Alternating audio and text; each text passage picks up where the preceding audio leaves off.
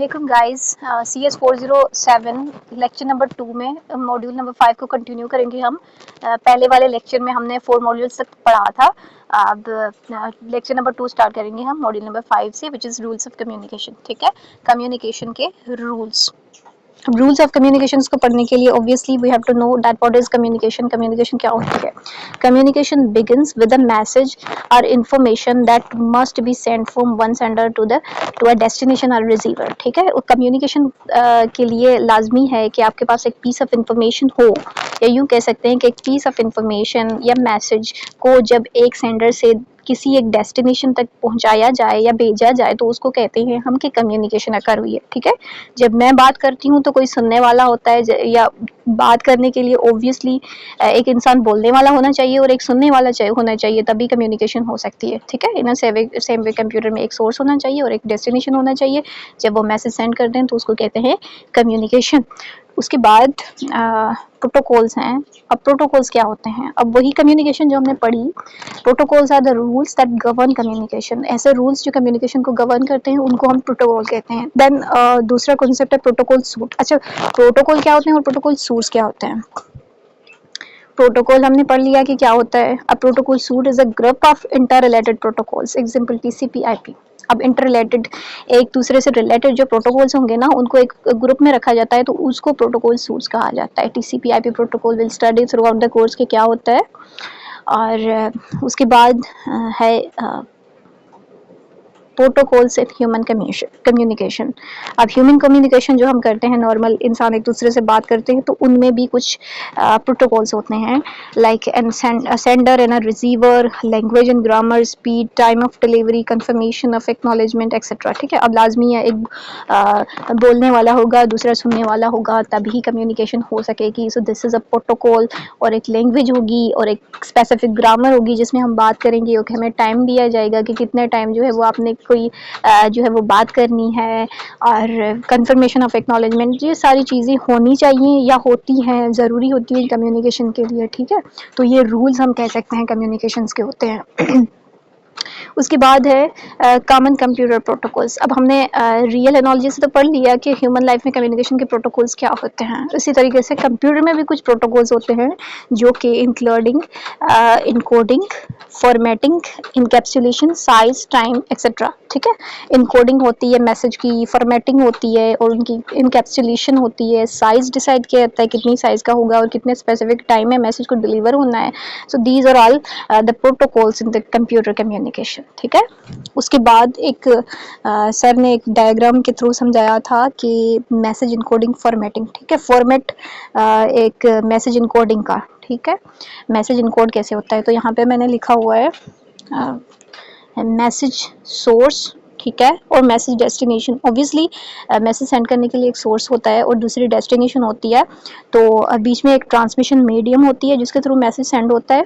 ठीक है, उसके बाद जो सेंडर साइड होती है वहाँ पे इनकोडिंग होती है और रिसीविंग साइड पे डिकोडिंग होती है। सेंडर साइड ऑब्वियसली जो सेंडर होगा वही ट्रांसमिट करेगा और जो डेस्टिनेशन होगी वहाँ से ही मैसेज रिसीव होगा। ठीक है, तो इस तरीके से हम कह सकते हैं कि मैसेज की इनकोडिंग की फॉर्मेटिंग इस तरीके से होती है कि पहले मैसेज जो होता है वो सोर्स के पास होता है, वो सोर्स मैसेज को इनकोड करता है, देन ट्रांसमीटर उसको ट्रांसमिट करता है ट्रांसमिशन मीडियम के थ्रू, और रिसीवर उसको रिसीव करता है और वहाँ पे रिसीवर साइड पे डिकोड होता है, डिकोडर होता है जो कि मैसेज को डिकोड करता है। देन फाइनली मैसेज जो है वो डेस्टिनेशन तक पहुँच जाता है। ठीक है, उसके बाद कुछ पॉइंट्स हैं जो कि मुझे थोड़ी इंपॉर्टेंट लगी थी तो मैंने लिख ली।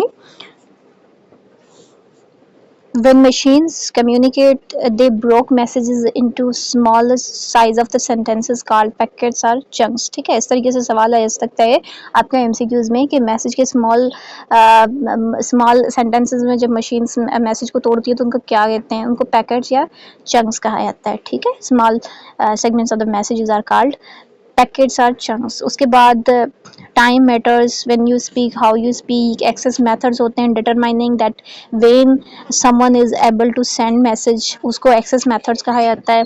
उसके बाद if two people talk at the same time then collision will occur, so host needs to know when to begin or sending messages. ठीक है, इसका मतलब सिंपल ये है कि जब दो कंप्यूटर्स पे मैसेजेस जो होता है, दो कंप्यूटर साइमल्टेनियसली एक टाइम में जब मैसेज सेंड करते हैं एक ही मीडियम पे, तो वो दोनों के जो मैसेज होते हैं वो आपस में टकरा जाते हैं, ठीक है, जिसको हम कोलिजन कहते हैं। जो तसादुम होता है ना दोनों मैसेजेस का, जो दोनों मैसेजेस आपस में एक टाइम पे एक ही स्पेसिफिक लिंक पे आ रहे होते हैं तो वो टकरा जाते हैं, तो उसको हम कोलिजन कहते हैं। तो जब यहाँ पे इस बात का मकसद ये है कि हर कंप्यूटर को ये पता होना चाहिए कि किस टाइम पे जो है वो मीडियम फ्री है, ताकि वो अपना मैसेज जो है वो सेंड कर सके, ठीक है। उसके बाद है control flow. Host use flow control to negotiate how much data can be send और रिसीव, ठीक है। होस्ट जो है वो फ्लो कंट्रोल को यूज करके आपस में नेगोशिएट करते हैं कि कितना डेटा जो सेंड या रिसीव करना चाहिए। उसके बाद रिस्पॉन्स टाइम क्या होता है, how much time to wait someone to response, कितने टाइम जो है तो रिस्पॉन्स के लिए वेट करना चाहिए, तो उसको रिस्पॉन्स टाइम कहते हैं, ठीक है। उसके बाद मोड्स ऑफ डिलीवरी आता है। ये एक इम्पोर्टेंट क्वेश्चन है जो कि आपका क्वेश्चन आ भी सकता है। क्वेश्चन इस तरीके से आ सकता है कि how many modes of the delivery. तो there are 3 modes of the delivery, इस तरीके से आप उनको कह सकते हैं, याद इस तरीके से कह सकते हैं, यूनी, मल्टी और ब्रॉड, ठीक है। Unicast, multicast and broadcast. तो यूनी मीन्स 1, ओके। सेंडर तो ऑब्वियसली एक ही होता है, यहाँ पे बात रिसीवर्स की हो रही है, ठीक है। यूनिकास्ट, मल्टी और ब्रॉडकास्ट, यहाँ पे एक ही सेंडर होता है और एक ही रिसीवर होता है तो उसको यूनिकास्ट कहते हैं, ठीक है। जहाँ पे एक ही सेंडर होता है और मल्टीपल रिसीवर्स होते हैं, ठीक है। Group, selected group of the receivers, कितने इतने लोगों को हमने मैसेज सेंड करना है तो उसको मल्टीकास्ट कहते हैं। यहाँ पे एक सेंडर होता है और सारे जितनी भी कनेक्टेड हैं कंप्यूटर्स एक नेटवर्क में वो रिसीवर होते हैं तो उनको ब्रॉडकास्ट कहते हैं, ठीक है। तो एक सेंडर एक रिसीवर यूनिकास्ट, एक sender group of the receivers is called multicast, और एक सेंडर और पूरा network receiver is called broadcast. Then a set of protocols that work together to provide comprehensive network communication services may be specified by a standard organization or be developed by a vendor, ठीक है। इसका मतलब ये है कि set of protocols जो होते हैं वो जो है वो communications को, अच्छा, प्रोटोकॉल्स का जो सेट होता है वो कॉम्प्रिहेंसिव कम्युनिकेशन के लिए इस्तेमाल किया जाता है, और वो सेट ऑफ प्रोटोकॉल जो होता है वो एक स्टैंडर्ड ऑर्गेनाइजेशन भी बनाती है या कोई वेंडर भी बना सकता है, राइट। उसके बाद है स्टैंडर्ड प्रोटोकॉल्स, ठीक है। अब यहाँ पे हमने पढ़ा है कोई वेंडर भी बना सकता है और कोई स्टैंडर्ड ऑर्गेनाइजेशन भी बना सकती है। यहाँ पे हम स्टैंडर्ड प्रोटोकॉल्स को पढ़ेंगे, जिसमें टीसीपी आईपी प्रोटोकॉल को हम पढ़ेंगे, ठीक है। टीसीपी आईपी प्रोटोकॉल क्या होता है, ये एक स्टैंडर्ड प्रोटोकॉल है जिसके 4 लेयर्स होते हैं, ठीक है। और ये बहुत इंपॉर्टेंट क्वेश्चन है जो कि आपके सवाल में आ सकता है एग्जाम में। तो टीसीपी आईपी प्रोटोकॉल के 4 लेयर्स होते हैं, application layer, transport layer, internet layer, network access layer, ठीक है। ये 4 लेयर्स आपने याद करने हैं फिंगर टिप्स पे। अब वो लेयर्स किस तरीके से काम करती हैं, कैसे इन लेयर्स के थ्रू लाइक मैसेज सेंड कर सकते हैं हम और मैसेज रिसीव हो सकता है, उसके लिए एक एग्जांपल दी गई है, ठीक है।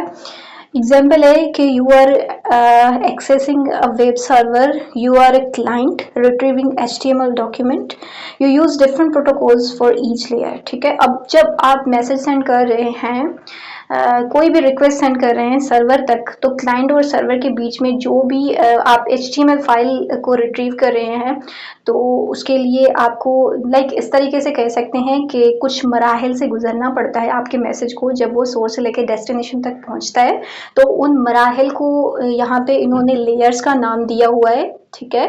और हर लेयर में अलग अलग प्रोटोकॉल्स होते हैं और उनका अलग अलग काम होता है, ठीक है। अब आप मिसाल के तौर पे इन्होंने यहाँ पे सर ने ये समझाया था कि आप वेब क्लाइंट हैं, ठीक है।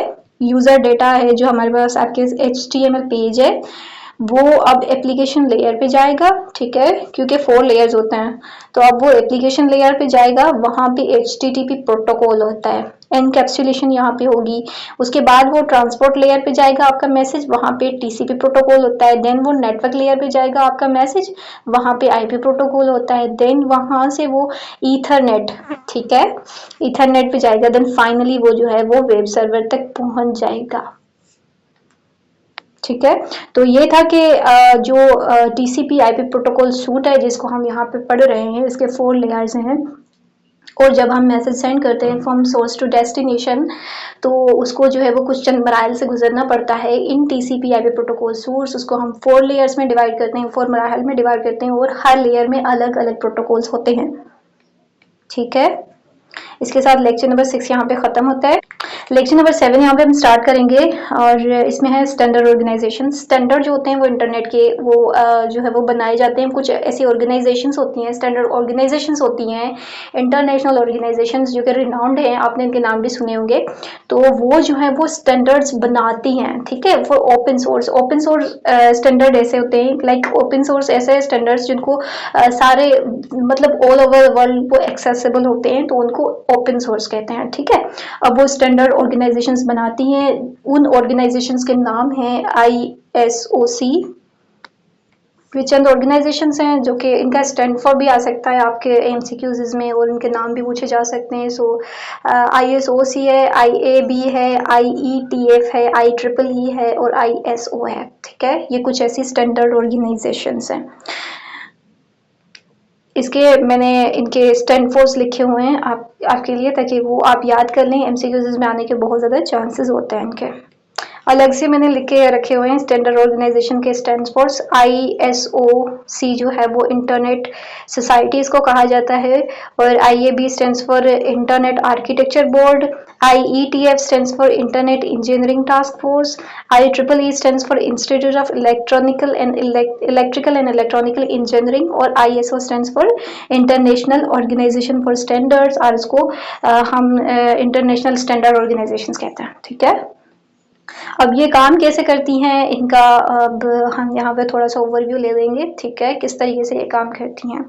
सो बेसिकली पहले आता है ISOC इंटरनेट सोसाइटी। अब इसका काम क्या है, it facilitate IAB means internet of architecture board to implement standards of internet. अब जो इंटरनेट के स्टैंडर्ड्स होते हैं ना, उनको इम्प्लीमेंट करता तो IAB है, लेकिन ये जो ISOC है ये फैसिलिटेट करता है उसको, ठीक है। It facilitates IAB to implement standards of internet. उसके बाद आ जाता है हमारे पास इंटरनेट आर्किटेक्चर बोर्ड IAB, ठीक है। अब it provides standards of internet by which you can communicate on internet। ये ही होता है जो स्टैंडर्ड प्रोवाइड करता है जिसके थ्रू आप इंटरनेट से कम्युनिकेट कर सकते हो। There are total 13 board members in it.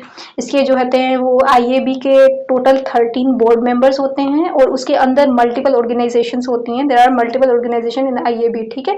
वो ऑर्गेनाइजेशन तो बहुत सारी होती है, यहाँ पे इन 2 ऑर्गेनाइजेशन इन्होंने डिस्कस किए हैं, ठीक है। First one is internet engineering task force, ठीक है। इंटरनेट इंजीनियरिंग टास्क फोर्स जो होती है ये टेक्निकल ग्रुप होता है रिसर्चर्स का, स्टैंडर्ड्स इंटरनेट प्रोटोकॉल्स का, ठीक है, and design protocols and technical infrastructure of the internet. ये जो होते हैं ये इंटरनेट का टेक्निकल इंफ्रास्ट्रक्चर जो है वो बनाते हैं, ठीक है, लाइक TCP/IP प्रोटोकॉल सूट।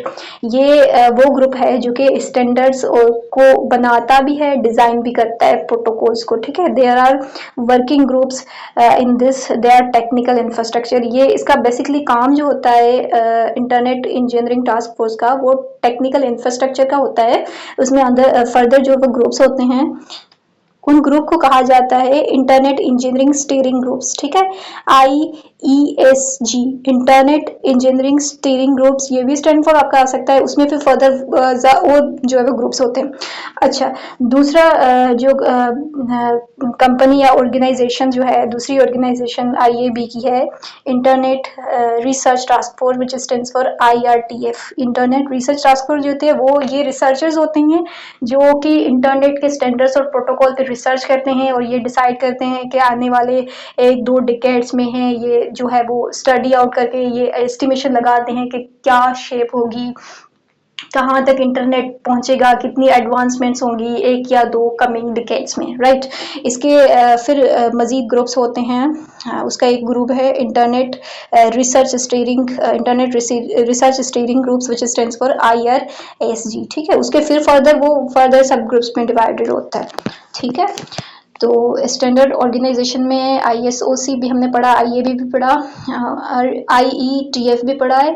उसके बाद हम ISO को पढ़ते हैं, ठीक है, which stands for international standard organisations.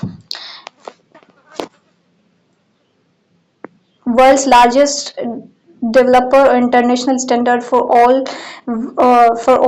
wide variety of the protocols and services। ठीक है, दुनिया का मल्टीनेशनल ये ऑर्गेनाइजेशन है जो कि वैरायटी प्रोवाइड करती है सर्विसेज की और प्रोटोकॉल्स की। ठीक है, it is based on Greek word isos which means to equal. ये भी आपके एमसीक्यूज के लिहाज से बहुत इंपॉर्टेंट है। आइसोस ग्रीक वर्ड से आईएसओ लिया गया है। इस आइसोस का मतलब है इक्वल। ठीक है, best known for its OSI open system interconnection model. ये भी ओएसआई का स्टैंड फॉर भी इंपॉर्टेंट है बहुत। OSI stands for open system interconnection model. ठीक है, ये मॉडल था जो कि आईएसओ ने दिया था। अब जो ईसो है ये ऑर्गेनाइजेशन है और ओएसआई जो है ये उसका मॉडल है जो आईएसओ ने दिया था। ठीक है, इट वाज पब्लिश्ड OSI इन 1984। ये भी इम्पोर्टेंट एमसीक्यूज है। ठीक है, अब जो यहाँ पे बात जो है वो मॉडल की हो रही है। ओपन सिस्टम इंटरकनेक्शन मॉडल जो था वो 1984 में जो है वो ISO ने दिया था। ठीक है, उसके बाद IEEE है, institute of electrical and electronic engineering. ठीक है, ये वो यहाँ पे भी ग्रुप ऑफ प्रोफेशनल्स होते हैं जो कि प्रोटोकॉल्स वगैरह को बनाते हैं, स्टैंडर्ड्स बनाते हैं। ठीक है, कुछ हाईलाइटेड स्टैंडर्ड्स जो हैं वो IEEE के यहाँ पे इन्होंने दिए हुए लिस्ट है एक स्टैंडर्ड्स की IEEE के। उसमें IEEE का 802.1 हायर लेयर लैन प्रोटोकॉल्स ग्रुप है। उसके बाद 802.3 जो है वो ईथरनेट लैन वर्किंग ग्रुप है। ये पूरा लैन का है ना, ईथरनेट वर्किंग ग्रुप है। इसमें लैन कैसे इम्प्लीमेंट होता है। और जो 802.11 है वो वायरलेस लैन का है। ठीक है, वो लाइक जो वाईफाई हम इस्तेमाल करते हैं उसका स्टैंडर्ड जो है वो 802.11 है। अगर सर क्वेश्चन में पूछेंगे ईथरनेट का स्टैंडर्ड क्या है तो 802.3 है। ठीक है, और अगर वाईफाई का जो है वो स्टैंडर्ड 802.11 है। ठीक है, 802.15 जो है वो वायरलेस WPAN का है which stands for I think wide area private area, wide private area network. I think so के कोई कंफर्म तो नहीं है, मुझे आप कंफर्म कर लीजिएगा। देन 802.16 जो है वो broadband wireless access networking group है। 802.18 रेडियो रेगुलेटरी TAG है। ठीक है, 802.19 is wireless coexistent working group है। 802.21 is media independent hardware service working group और 802.22 is wireless regional area network और 802.24 is smart and grid tech. Right, अच्छा, lecture number 7 के साथ इसको लेक्चर को मॉड्यूल नंबर 7 के साथ ख़त्म करते हैं। ठीक है, will start the next lecture with module number 8। Thank you so much.